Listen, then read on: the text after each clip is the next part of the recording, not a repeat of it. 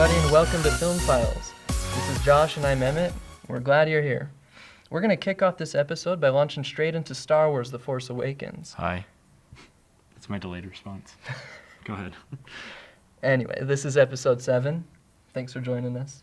Yeah, thanks, guys. Thanks for coming. Episode 7 is the anxiously awaited, most recent installment of Star Wars, and we would like to bring you through this episode with us. Now, this episode that we're doing is going to contain spoilers, so for anybody who hasn't seen this episode of Star Wars, go ahead and hit the pause button right now, go ahead and go out and watch it, and join the rest of the free world, and we'll wait.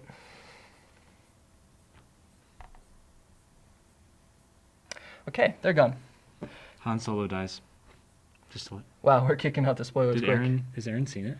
I think she's seen it. Okay, I was going to say. Han Solo dies. So our camera woman, Erin, gotta make sure she's seen it before we just spoil everything. Yeah.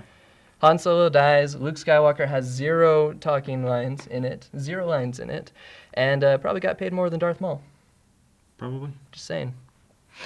Well, like, I heard that with Han Solo, or with Harrison Ford, with as much money as they paid him, they could have filmed, like, another 20 minutes of a movie. Holy cow. Like, with a full cast and everything. But that's kind of, like, besides the point. Anyways, let's go ahead and kick this thing off. We want to kind of bring you on the journey with us as we discuss Star Wars. We're going to cover different points like cinematography, the acting, the directing, special effects that we see in Star Wars, kind of guide you through it. So to kick it all off, we're actually going to begin with the story to Star Wars and kind of the character development side of things. Seems like a pretty good place to start. So yes, more spoilers are contained in this section. If you've already had it ruined for you just then, hit the pause button now and go watch it. Yes.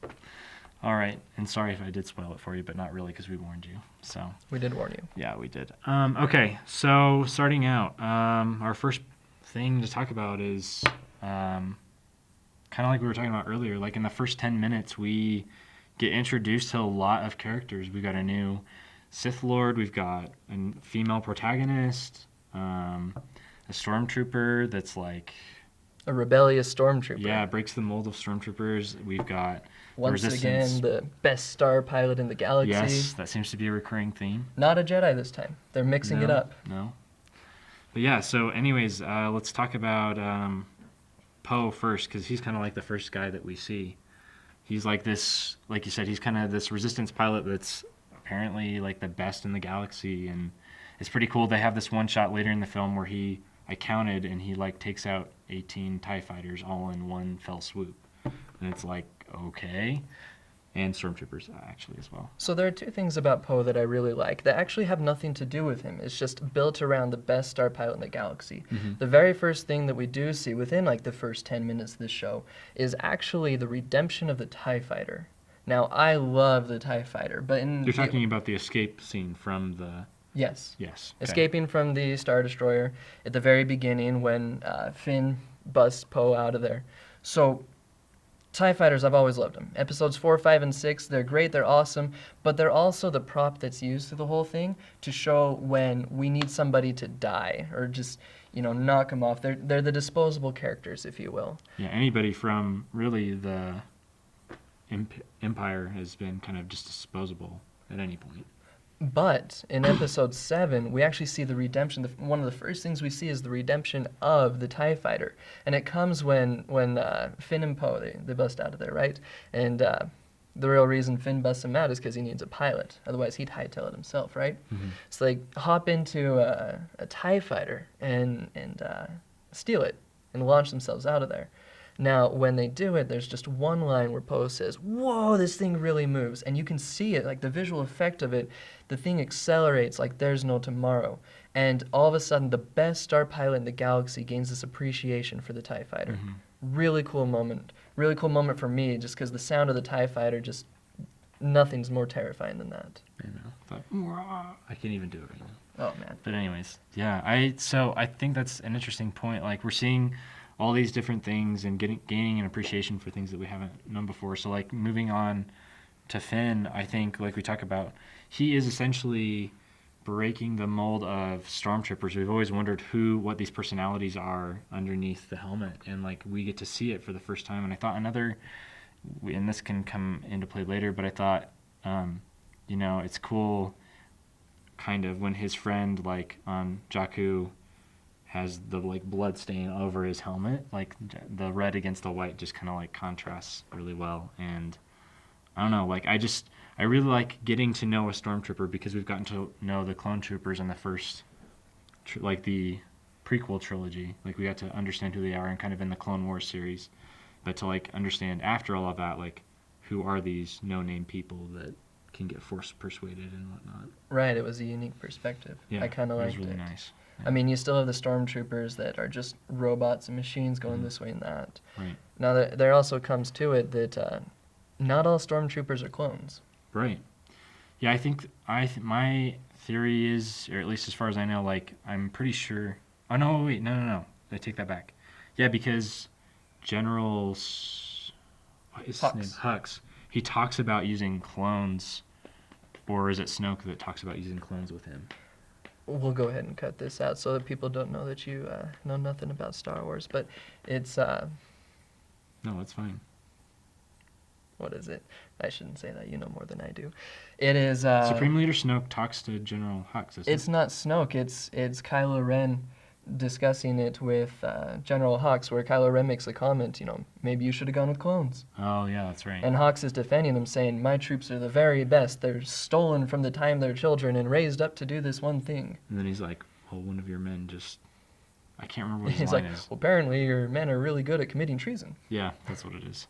Yes, which is pretty cool. Yeah. Now, there's more about Finn, and I want to get back to him. Mm-hmm. But I want to take a detour and get your thoughts on the first real main female protagonist in the Star Wars universe. Yeah, so Rey is, I don't know why, but like I just really identify with her. I don't know if it's like a movie watching identify or like personality, because I don't really feel like I'm like her, but just, I don't know, there's just something really refreshing about having her as the main character. I don't know that I think about it as much or as deeply as some people, like, oh, she's a female protagonist. Well, what's the agenda here, kind of a thing.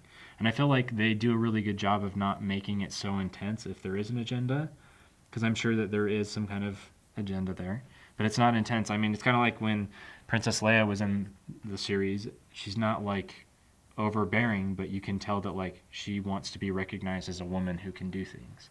And I think Rey kind of holds that same mantle in this movie, but just like we haven't really had a main character either that like utilizes the Force and does all those things. And so I think just in a way she's kind of like just a cool character that we've never really had before.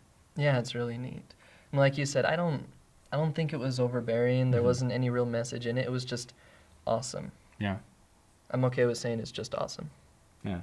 I feel like there's not really something to put my finger on, but I just feel like there's something about her that just is great, and it's like a fan fulfillment. I don't know what it is, but Well, it's like whenever she's in the scene, you're going right along with her. Whereas there were times where I felt like when Finn was in the shot or some of the lines he had, I just kind of face-palmed it for a minute there. I know, just you're like, just like, dude, seriously? Right. But every time Rey's in the shot, I absolutely loved it. What I love about her too is that she like is totally a believable girl, like realistic girl that you'd find in the real world. She kind of has like lived on her own around these like scavenger guys, and so she has to defend herself. So like, I love the line when Finn grabs her hand to help her run. And she's like, "Why are you grabbing my hand?" or whatever, because she's like, that's the last thing on her mind is like any kind of romance or whatever, and so she just is instantly like defensive about somebody touching her.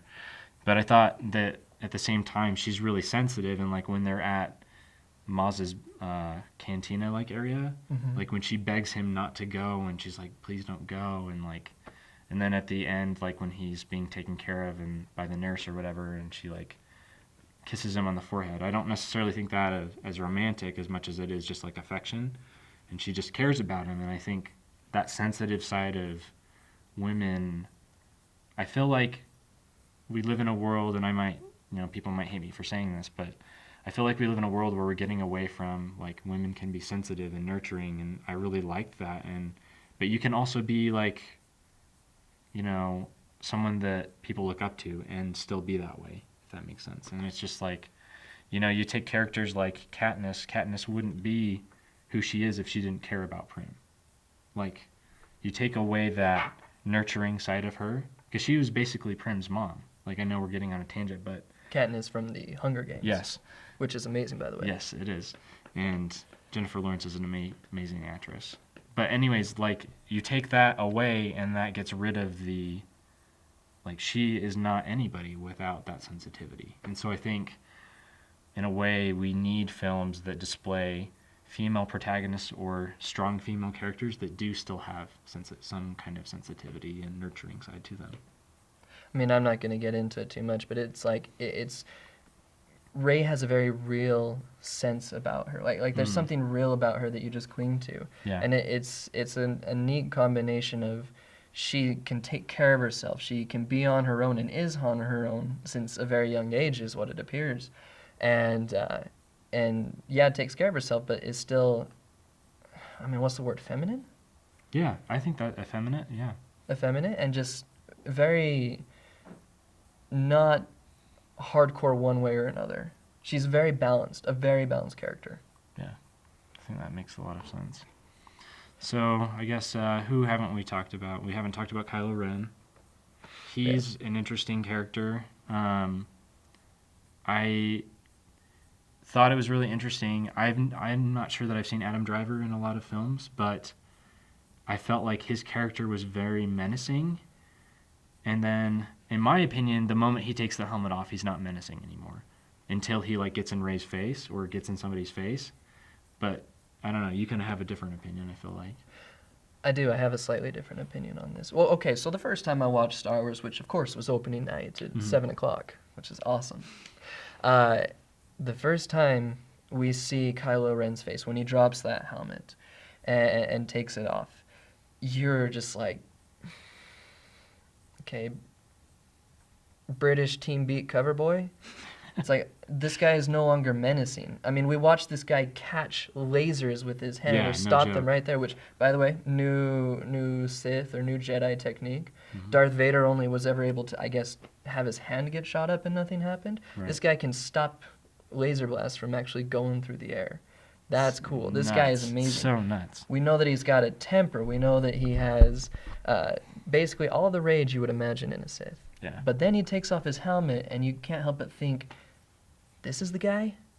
I know. It's like Like, okay. wait, this guy is the one that's cutting people down and telling all the stormtroopers to kill the innocent people? I don't believe it. But then, and I really noticed this the second time I watched it, he gets in Rey's face, and he gets really up close and personal to her. And there's a moment there where there's just this sense of, what do you call it? I had a word for it. What is the word? Vulnerability. That's the word. There's this moment of pure vulnerability when Rey's just sitting there, unable to move anywhere, bracing for a whole set of torture, and he comes in close and goes, I can take anything I want from you. And you're just, sends Yeah. chills down your spine. Yeah. When you realize that even though he's like soft-spoken, it's like, aren't serial killers for the most part soft-spoken? Yeah. And you can't help but It was think, really creepy. holy cow, this guy could be nuts. Totally nuts. And then you find out he's Han's son. Spoiler. How does that happen? I know. It's like, how does somebody go from one end to the other? But yeah, it's nuts. Like you What said. do I know? All I Right. can say is, what do I know? So just a couple of other quick characters that we haven't talked about but deserve a mention. BB-8, fun new character, definitely relatable. It's nice seeing a new droid and being able to just like think that he's the cutest thing ever, and his little motions like with the lighter, how he gave the thumbs up, that was super cool. I really like that. Yeah, I think he's going to be a really cool character. I also noticed that like he looks up to R2 as this like role model legend.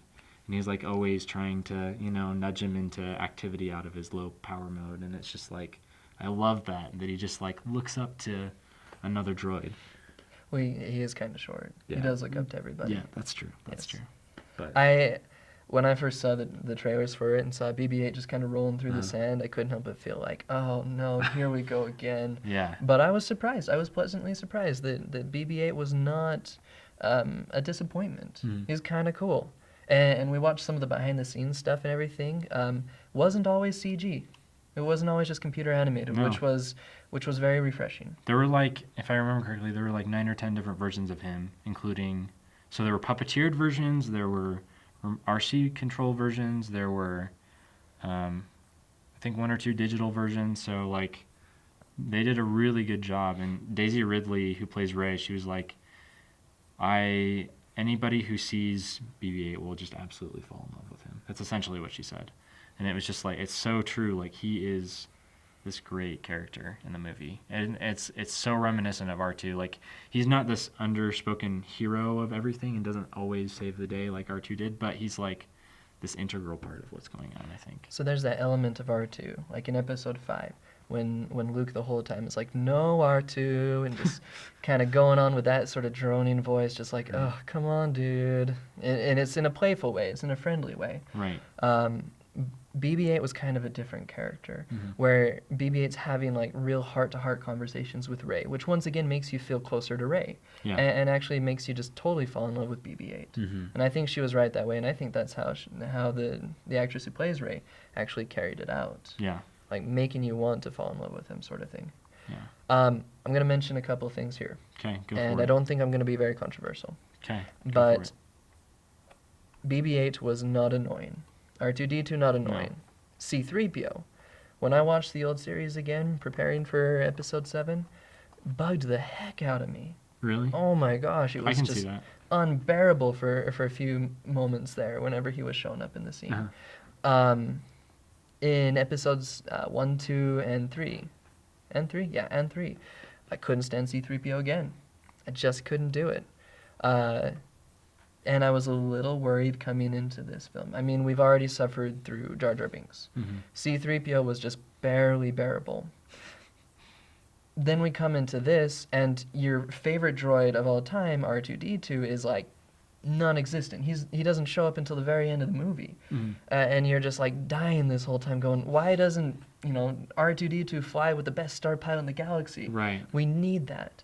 But BB-8 was very much a good stand-in. In fact, his own character, and does it very well. I think so. I think J.J. Abrams did it right. Nice. No Jar Jar Binks. Yeah. All right, so let's do a quick minute rundown here. I'm going to set a timer for a minute, and we're going to go through the cast as their characters and just try and get through as many as we can and say what we give our little opinion of it. Okay, we'll go back and forth. All right, so ready, set, go. Okay, Rey, female protagonist that's somebody we all love. Daisy Ridley did a really good job, like I said before. Wouldn't have picked anybody better. All right, Adam Driver is Kylo Ren. Actually loved him, and the more I watch it, the more I like him. Nice. But didn't like him at first. Okay, let's go Finn, FN2187. John Boyega also did a really surprisingly good job. Surprisingly, he's also British. Not really into the whole huffing and puffing, but seeing as how he is British, I loved watching him. Well, he was sweating the whole time in the desert, so. Well, yeah, he probably wasn't used to it. Yeah. Okay, Andy Serkis as Snoke. Snoke. Was so worried that he was going to be really, really big, but as soon as he was a hologram, I loved him. I know. He somehow changes that voice every time. All right, real quick, who do we have left? Oscar Isaac, Poe Dameron? Oscar Isaac as Poe. A lot of whooping and hollering, a little yeehaws for me, but not too bad. All right. Well, loved watching him. Okay, well, that's our time. So that was our quick minute rundown. All right, we're actually going to take a quick break, and don't go anywhere. It'll probably only be a second for you, so we'll see you on the other side. Sounds good.